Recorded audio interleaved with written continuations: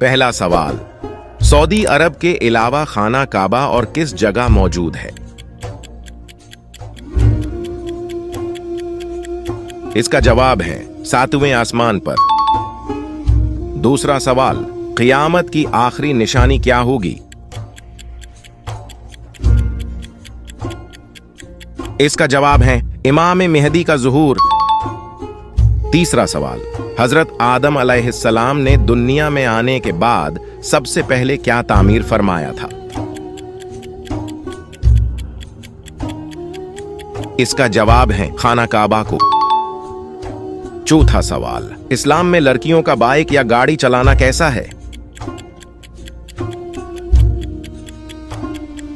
इसका जवाब है जायज है। पांचवा सवाल, वो कौन सी सब्जी है जिसको खाने वाले इंसान पर जादू असर नहीं करता?